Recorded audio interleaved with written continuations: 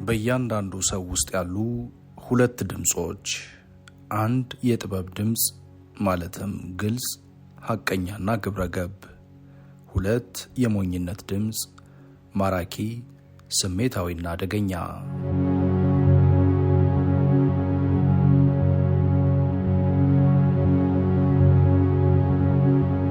የምሳሌ መጽሐፍ ክፍል 4 ግጭት ነው።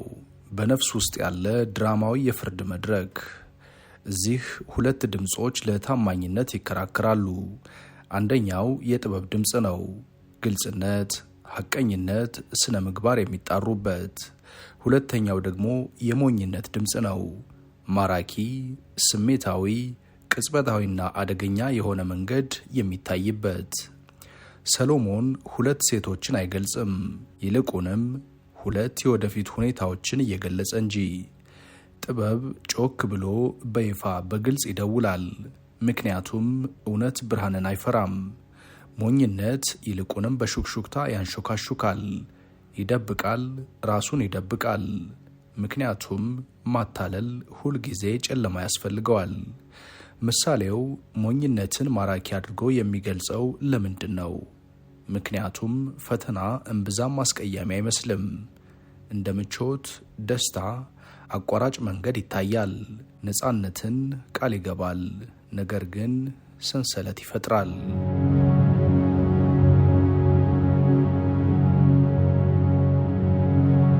እያንዳንዱ ሰው ሃይማኖቱ ወይም ዳራው ምንም ይሁን ምን ይህንን ውስጣዊ ግጭት ያውቃል። በቀላልና ትክክል በሆነ መካከል ያለው ትግል ስለሆነ። በፍልስፍና ይህ ምዕራፍ ጥልቅ የሆነ ነገር ያጋልጣል። ክፋት አያጠፋንም፣ ይልቅ ከእርሱ ጋር ስምምነት ያለን እንድንሆን ያደርገናል። ጥበብም ምላሽ ካልሰጠ ሊያድነን አይችልም። በሃይማኖት እግዚአብሔርን እንደ ሩቅ ዳኛ ሳይሆን ነፃነታችንን የሚያከብር አስተማሪ እንደሆነ፣ ግን ስለ መዘዞች የሚያስጠነቅቀን ፍጹም አስተማሪ እንደሆነ ያሳያል። በምክንያታዊነት የስነ ልቦና ካርታ ነው። ተግሳጽ ግልጽነትን ይጨምራል፣ ግልጽነት ቁጥጥርን ይጨምራል፣ ቁጥጥር ደግሞ ወደ ሰላም ይመራል። ስለዚህ ክፍል 4 በመጨረሻ የሉዓላዊነት ጥያቄ ነው። ልብህን የሚገዛው ማን ነው? እውነት ወይስ ግፊት? ጽናት ወይስ የምግብ ፍላጎት? ትርጉም ወይስ ቅጽበት? በዚህ ክፍል ውስጥ ያለው እያንዳንዱ ምሳሌ መስታወት ይሆናል። እኛን አይወቅሰንም፣ ግን ይገልጥልናል። እናም በዚያ መገለጥ እንድንነሳ ይጋብዘናል። የሚቃጠለውን ድምፅ ሳይሆን የሚገነባውን ድምፅ እንድንመርጥ። ወደ ክፍል 4 ሲገቡ ይህንን ያስቡ። በዕለት ተዕለት ሕይወትዎ ውስጥ ባሉ ትናንሽ የተደበቁ ምርጫዎች የትኛውን ድምፅ ይከተላሉ? ምርጫዎችዎስ ምን አይነት ዓለም ይፈጥራሉ? መጽሐፈ ምሳሌ ክፍል 4 እንሆ።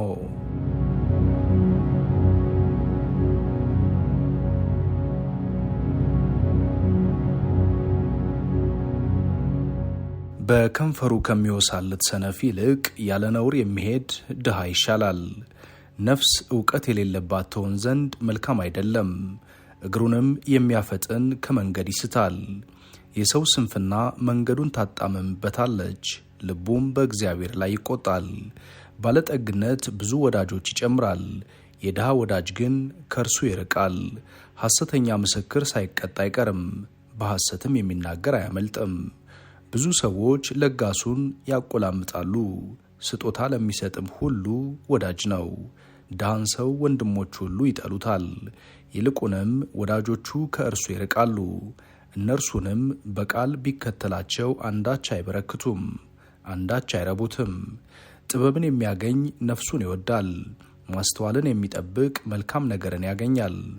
ሐሰተኛ ምስክር ሳይቀጣ አይቀርም፣ በሐሰትም የሚናገር ይጠፋል። ለሰነፍ ቅምጥልነት አይገባውም፣ ይልቁንም ባሪያ በአለቃዎች ላይ ይገባ ዘንድ። ሰውን ጠቢብ አእምሮ ከቁጣ ያዘገየዋል፣ ለበደለኛውም ይቅር ይል ዘንድ ክብር ይሆንለታል። እንደ አንበሳ ግሳት የንጉሥ ቁጣ ነው፣ ሞገሱም በመስክ ላይ እንዳለ ጠል ነው። ሰነፍ ልጅ ለአባቱ ሐዘን ነው፣ ጠበኛም ሚስት እንደማያቋርጥ ንጠብጣብ ናት። ቤትና ባለጠግነት ከአባቶች ዘንድ ይወረሳሉ፣ አስተዋይ ሚስት ግን ከእግዚአብሔር ዘንድ ናት። ተግባር መፍታት እንቅልፍን ታመጣለች፣ የታካችም ነፍስ ትራባለች። ትእዛዝን የሚጠብቅ ነፍሱን ይጠብቃል፣ መንገዱን ቸል የሚል ግን ይጠፋል። ለድሃ ቸርነትን የሚያደርግ ለእግዚአብሔር ያበድራል፣ በጎነቱንም መልሶ ይከፍለዋል። ተስፋ ገና ሳለች ልጅህን ገስጽ፣ መሞቱንም አትሻ። ንዴተኛ ሰው መቀጮ ይከፍላል፣ ብታድነውም ደግሞ ትጨምራለህ። ምክርን ስማ፣ ተግሳጽንም ተቀበል፣ በፍጻሜህ ጠቢብ ትሆን ዘንድ። በሰው ልብ ብዙ አሳብ አለ፣ የእግዚአብሔር ምክር ግን እርሱ ይጸናል። የሰው ቸርነት የእርሱ ፍሬ ነው፣ ከሐሰተኛ ባለጠጋም እውነተኛ ድሃ ይሻላል። እግዚአብሔርን መፍራት ወደ ሕይወት ይመራል፣ የሚፈራውም ጠግቦ ይኖራል፣ ክፉ ነገርም አያገኘውም። ታካች ሰው እጁን በወጭቱ ያጠልቃታል፣ ወደ አፉስ እንኳ አይመልሳትም። ፌዘኛ ብትገርፈው አላዋቂ ብልሃተኛ ይሆናል፣ አስተዋይን ሰው ብትገስጸው እውቀትን ያገኛል። አባቱን የሚያስከፋ እናቱንም የሚያሳድድ የሚያሳፍር ጎስቋላ ልጅ ነው። ልጄ ሆይ ተግሳጽን ከሰማህ በኋላ ከእውቀት ቃል መሳሳትን ተው። ወስላታ ምስክር በፍርድ ያፌዛል፣ የኃጥአንም አፍ ክፋትን ያወጣል። ለሚያፌዙ ሰዎች ፍርድ ተዘጋጅታለች፣ ለሰነፎችም ጀርባ በትር። የወይን ጠጅ ፌዘኛ ያደርጋል፣ ብርቱ መጠጥም ጠበኛ ያደርጋል። በዚህም የተነሳ ሁሉ ጠቢብ አይደለም። የንጉሥ ቁጣ እንደ አንበሳ ግሳት ነው፣ የሚያስቆጣውም ሰው የራሱን ነፍስ ይበድላል። ከክርክር ይርቅ ዘንድ ለሰው ክብሩ ነው፣ ሰነፍ ሁሉ ግን እንዲህ ባለ ነገር ይጣመራል። ታካች ሰው በብርድ ምክንያት አያርስም፣ ስለዚህ በመከር ይለምናል፣ ምንም አያገኝም። ምክር በሰው ልብ እንደ ጠሊቅ ውሃ ነው፣ አእምሮ ያለው ሰው ግን ይቀደዋል። ብዙ ሰዎች ቸርነታቸውን ያወራሉ፣ የታመነውን ሰው ግን ማን ያገኘዋል? ጻድቅ ያለ ነውር ይሄዳል፣ ልጆቹም ከእርሱ በኋላ ምስጉኖች ናቸው። በፍርድ ወንበር የተቀመጠ ንጉሥ ክፉን ሁሉ በዓይኖቹ ይበትናል። ልቤን አነጻሁ ከኃጢአትም ጠራሁ የሚል ማን ነው? ሁለት አይነት ሚዛንና ሁለት አይነት መስፈሪያ፣ ሁለቱ በእግዚአብሔር ፊት ርኩሳን ናቸው። ሕፃን ቅንና ንጹሕ መሆኑ በሚያደርገው ሥራ ይታወቃል። የሚሰማ ጆሮንና የሚያይ ዓይንን ሁለቱን እግዚአብሔር ፈጠራቸው። ድሃ እንዳትሆን እንቅልፍን አትውደድ፣ ዓይንህን ክፈት፣ እንጀራም ትጠግባለህ። የሚገዛ ሰው ክፉ ነው ይላል፣ በሄደ ጊዜ ግን ይመካል። ወርቅና ብዙ ቀይ ዕንቁ ይገኛል፣ የእውቀት ከንፈር ግን የከበረች ጌጥ ናት። ለማያውቀው ከተዋሰ ሰው ልብሱን ውሰድ፣ ለእንግዳ የተዋሰውንም እርሱንም አግተው። የሐሰት እንጀራ ለሰው የጣፈጠ ነው፣ ከዚያ በኋላ ግን አፉ ጭንጫ ይሞላል። ሐሳብ በምክር ትጸናለች፣ በመልካምም ምክር ሰልፍ አድርግ። ዘዋሪ ሐሜተኛ ምስጢርን ይገልጣል፣ ከንፈሩን የሚያሞጠሙጥ ሰውን አትገናኘው። አባቱን ወይም እናቱን የሚሰድብ በጽድቅ ጨለማ መብራት ይጠፋል። በመጀመሪያ ፈጥኖ የተከማቸ ርስት ፍጻሜው አይባረክም። ክፉ እመልሳለሁ አትበል፣ እግዚአብሔርን ተማመን እርሱም ያድንሃል። ሁለት አይነት ሚዛን በእግዚአብሔር ዘንድ አስጸያፊ ነው፣ ሐሰተኛ ሚዛንም መልካም አይደለም። የሰው አካሄዱ ከእግዚአብሔር ዘንድ ነው፣ እንግዲያውስ ሰው መንገዱን እንዴት ያስተውላል? ሰው በችኮላ ለእግዚአብሔር የተቀደሰ ነው ብሎ ቢሳል ከተሳለም በኋላ ቢጸጸት ወጥመድ ነው።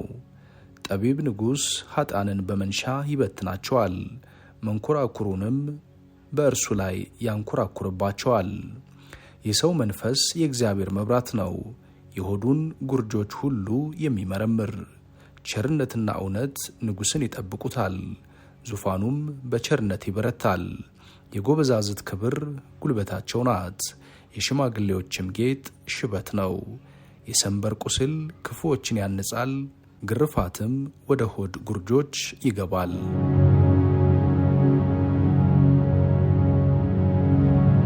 የንጉሥ ልብ እንደ ውሃ ፈሳሾች በእግዚአብሔር እጅ ነው፣ ወደ ወደደውም ያዘነብለዋል። የሰው መንገድ ሁሉ በዓይኑ ፊት የቀናች ትመስለዋለች፣ እግዚአብሔር ግን ልብን ይመዝናል። እግዚአብሔር ከመሥዋዕት ይልቅ ጽድቅንና ቅን ነገርን ማድረግ ይወዳል። ትዕቢተኛ ዓይንና ደፋር ልብ የኃጥአንም እርሻ ኃጢአት ነው። የትጉህ ሐሳብ ወደ ጥጋብ ያደርሳል፣ ችኩል ሰው ሁሉ ግን ለመጉደል ይቸኩላል። በሐሰተኛ ምላስ መዝገብ መከማቸት የሚበን ጉም ነው። ይህን የሚፈልጉ ሞትን ይፈልጋሉ፣ ቅን ነገርን ያደርጉ ዘንድ አይወዱምና። የኃጥአን ንጥቂያ ራሳቸውን ያጠፋቸዋል። የበደለኛ መንገድ የጠመመች ናት፣ የንጹሕ ሥራ ግን የቀና ነው። ከጠበኛ ሴት ጋር በአንድ ቤት ከመቀመጥ በውጪ በቤት ማዕዘን ላይ መቀመጥ ይሻላል። የኃጥእ ነፍስ ክፉን ትመኛለች፣ በፊቱም ባልንጀራው ሞገስን አያገኝም። ፌዘኛ ቅጣትን በተቀበለ ጊዜ አላዋቂ ሰው ጥበብን ያገኛል፣ ጠቢብም ቢማር እውቀትን ይቀበላል። ጻድቅ ስለ ኃጥእ ቤት ያስባል፣ ኃጥአንም ለጥፋት እንደተገለበጡ። የድሃውን ጩኸት እንዳይሰማ ጆሮውን የሚደፍን ሰው እርሱ ራሱ ይጮኻል አይሰማለትምም። ስጦታ በስውር ቁጣን ታጠፋለች፣ የብብትም ውስጥ ጉቦ ጽኑ ቅጣትን ታበርዳለች። ፍርድን ማድረግ ለጻድቅ ደስታ ነው፣ ኃጢአትን ለሚያደርጉ ግን ጥፋት ነው። ከማስተዋል መንገድ የሚሳሳት ሰው በሙታን ጉባኤ ያርፋል። ተድላን የሚወድ ድሃ ይሆናል፣ የወይን ጠጅና ዘይትም የሚወድ ባለጠጋ አይሆንም። ኃጥእ የጻድቅ ቤዛ ነው፣ በደለኛም የቅን ሰው ቤዛ ነው። ከጠበኛና ከቁጡ ሴት ጋር ከመቀመጥ በምድረ በዳ መቀመጥ ይሻላል። የከበረ መዝገብና ዘይት በጠቢብ ሰው ቤት ይኖራል፣ አእምሮ የሌለው ሰው ግን ይውጠዋል። ጻድቅንና ምሕረትን የሚከተል ሕይወትንና ጽድቅን ክብርንም ያገኛል። ጠቢብ የኃያላንን ከተማ ይገባባታል፣ የሚታመኑበትንም ኃይል ያፈርሳል። አፉንና ምላሱን የሚጠብቅ ነፍሱን ከመከራ ይጠብቃል።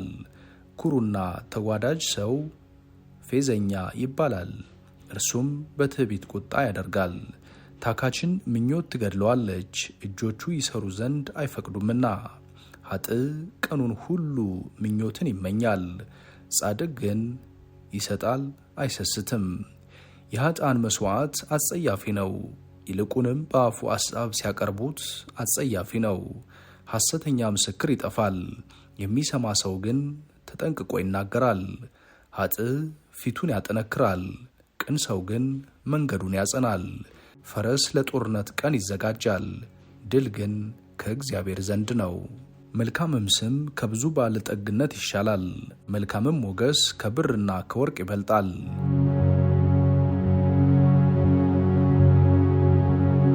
ባለጠጋና ድሃ ተገናኙ፣ እግዚአብሔር የሁላቸው ፈጣሪ ነው።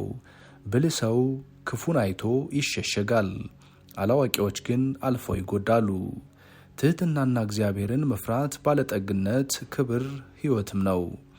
ሾህና ወጥመድ በጠማማ ሰው መንገድ ናቸው፣ ነፍሱን ግን የሚጠብቅ ከእርሱ ይርቃል። ልጅን በሚሄድበት መንገድ ምራው፣ በሸመገለ ጊዜ ከእርሱ ፈቀቅ አይልም። ባለጠጋ ድሃዎችን ይገዛል፣ ተበዳሪም የአበዳሪ ባሪያ ነው። ኃጢአትን የሚዘራ መከራን ያጭዳል፣ የቁጣውን በትር ይጠፋል። ሩኅሩህ የተባረከ ይሆናል፣ ከእንጀራው ለድሃ ሰጥቷልና። ፌዘኛን ብታወጣ ክርክር ይወጣል፣ ጠብና ስድብም ያልቃል። የልብን ንጽሕና የሚወድና ሞገስ በከንፈሩ ያለች ንጉሥ ወዳጁ ይሆናል። የእግዚአብሔር ዓይኖች ዕውቀትን ይጠብቃሉ፣ እርሱ ግን የወስላታውን ቃል ይገለብጣል። ታካች ሰው አንበሳ በሜዳ ነው፣ በመንገዱ ላይ እሞታለሁ ይላል። የጋለሞታ ሴት አፍ የጠለቀ ጉድጓድ ነው፣ እግዚአብሔር የተቆጣው በእርሷ ይወድቃል። ስንፍና በሕፃን ልብ ታስሯል፣ የተግሣጽ በትር ግን ከእርሱ ይርቃታል። ለራሱ ጥቅም ለመጨመር ሲል ድሃን የሚጎዳ ለባለጠጋም የሚሰጥ እርሱ ወደ ድህነት ይወድቃል። ጆሮውን አዘንብለህ የጠቢባንን ቃላት ስማ፣ ልብህንም ወደ እውቀት ያድርግ። እነርሱን በውስጥህ ብትጠብቅ በከንፈሮችህም ላይ የተዘጋጁ ቢሆኑ የተወደደ ነገር ይሆንልሃልና። እምነትህ በእግዚአብሔር ይሆን ዘንድ ለአንተ ዛሬ እነሆ አስታወቅሁህ። የእውነትን ቃል እርግጥነት አስታውቅህ ዘንድ ለሚጠይቅም እውነት ቃል መመለስ ይቻል ዘንድ በምክርና በእውቀት የከበረ ነገር አልጻፍሁልህምን? ድሃን በግድ አትበለው፣ ድሃ ነውና፣ ችግረኛውንም በበር አትግፋው። እግዚአብሔር የእነርሱን ፍርድ ይፈርድላቸዋልና የቀሟቸውንም ሰዎች ሕይወት ይቀማልና። ከቁጡ ሰው ጋር ባልንጀራ አትሁን፣ ከወፈፍተኛም ጋር አትሂድ። መንገዱን እንዳትማር ለነፍስም ወጥመድ እንዳታገኝህ። እጃቸውን አጋና እንደሚማቱ ለባለ ዕዳዎች እንደሚዋሱ አትሁን። የምትከፍለው ባይኖርህ ምንጣፍህን ከበታችህ ስለምን ይወስዳል? አባቶችህ የሰሩትን የቀድሞውን የድንበር ምልክት አታፍልስ። በሥራው የቀጠፈ ሰውን አይተሃልን? በነገሥታት ፊት ይቆማል፣ በተዋረዱም ሰዎች ፊት አይቆምም።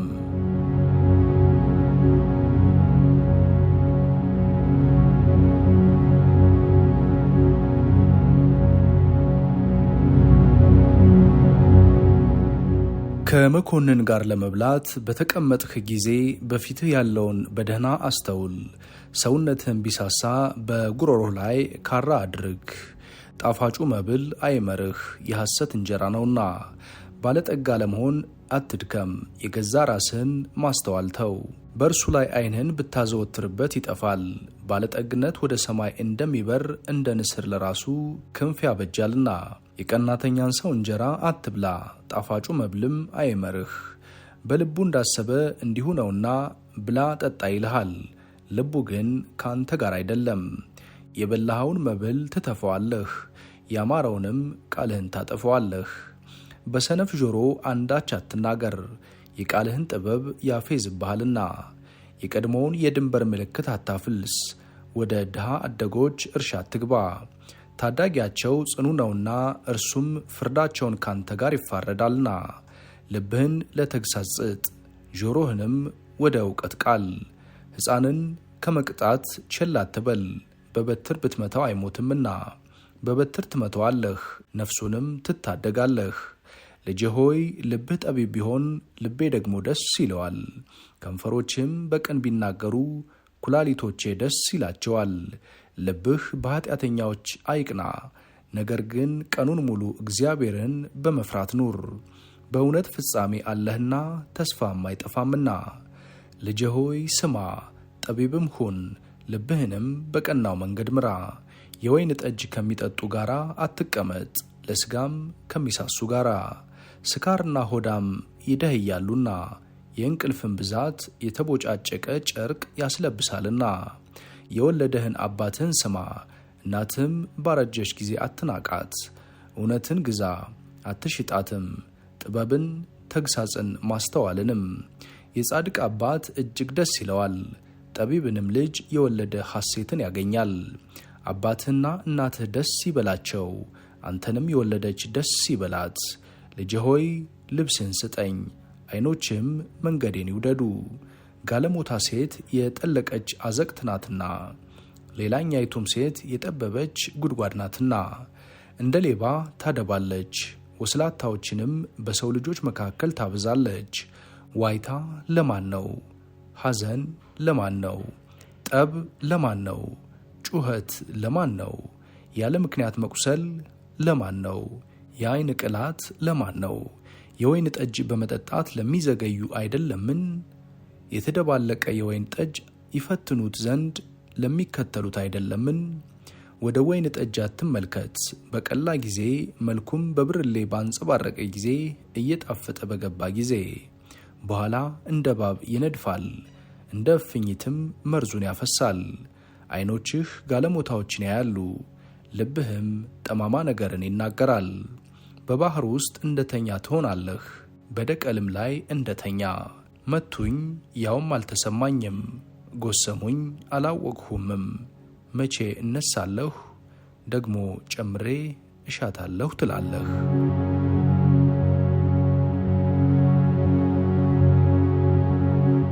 ልጄ ሆይ በክፉ ሰዎች አትቅና፣ ከእነርሱ ጋራም መሆንን አትውደድ። ልባቸው ግፍን ታስባለችና ከንፈራቸውም ሽንገላን ትናገራለችና። ቤት በጥበብ ይሰራል፣ በማስተዋልም ይጸናል። በእውቀት ከከበረውና ካማረው ሀብት ሁሉ ጓዳዎች ይሞላሉ። ጠቢብ ሰው ብርቱ ነው፣ አዋቂም ሰው ኃይሉን ያበዛል። በመልካም ሥርዓት ሰልፍ ታድጋለህ፣ ድልም ብዙ ምክር ባለበት ዘንድ ነው። ጥበብ ለሰነፍ ከፍ ብላ የራቀች ናት፣ በበርም አፉን አይከፍትም። ክፉ ለማድረግ የሚያስብ ተንኮለኛ ይባላል፣ የስንፍና ሐሳብ ኃጢአት ነው። ሰዎች ፌዘኛውን ይጸየፉታል። በመከራ ቀን ብትላላ ጉልበትህ ጥቂት ነው። ወደ ሞት የሚነዱትን ታደግ፣ ሊታደጉት የተወሰኑትን አድን። እነሆ ይህን አላወቀውም ብትል ልቦችን የሚመረምር እርሱ አያስተውልምን? ነፍስህን የሚመለከት እርሱ አያውቅምን? ለሰውስ ሁሉ እንደ ሥራው አይመለስለትምን? ልጄ ሆይ መልካም ነውና ማር ብላ፣ ወለላም ለጣምህ ጣፋጭ ነው። ጥበብም ለነፍስህ እንዲሁ እንደሚሆን እወቅ። ብታገኘውም ፍጻሜህ መልካም ይሆናል፣ ተስፋም አይጠፋም። እንደ ኃጥእ በጻድቅ ቤት ላይ አትሸምቅ፣ ማደሪያውንም አታውክ። ጻድቅ 7 ጊዜ ይወድቃልና ይነሳማል፣ ኃጥእ ግን በክፉ ላይ ይወድቃሉ። ጠላትህ ቢወድቅ ደስ አይበልህ፣ በመሰናክሉም ልብህ ሐሴት አያድርግ። እግዚአብሔር ያንን አይቶ በዓይኑ ክፉ እንዳይሆን ቁጣውንም ከእርሱ እንዳይመልስ። ስለ ኃጢአተኛዎች አትቆጣ፣ በክፉዎችም አትቅና። ለኃጢአተኛ የፍጻሜ ተስፋ የለውምና የኃጢአን መብራት ይጠፋልና። ልጄ ሆይ እግዚአብሔርና ንጉሥን ፍራ፣ ከአመፀኛዎች ጋር አትደባለቅ። መከራቸው ድንገት ይነሳልና ከሁለቱ የሚመጣውን ጥፋት ማን ያውቃል? የነገሩትን የሚሰማ ልጅ ከጥፋት የራቀ ነው። የነገሩትን የሚቀበል ሰው እግዚአብሔር ይቀበለዋል። ከንጉሥ አንደበት ምን ሐሰት ይነገራል አይባልም፣ ከአንደበቱም የሚወጣ ሐሰት የለም።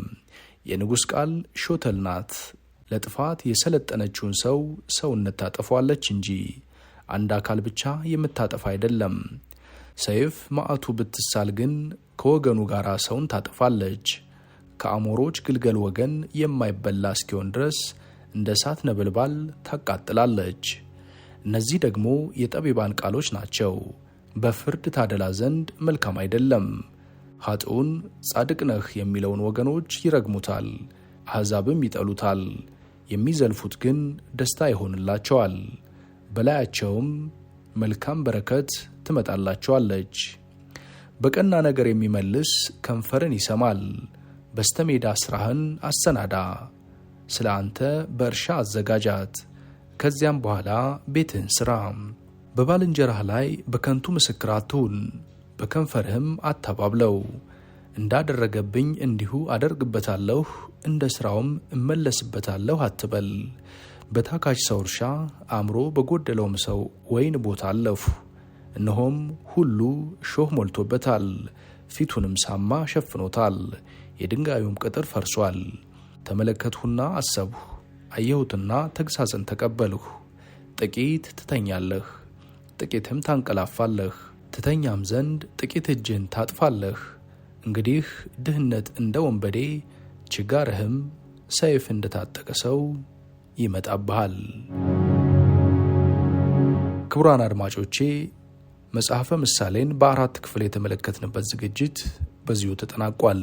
ዝግጅቱ ለብዙዎች እንዲደርስ ቻናሉን ሰብስክራይብ፣ ሼር፣ ኮሜንት በማድረግ አጋርነትዎን ያሳዩ።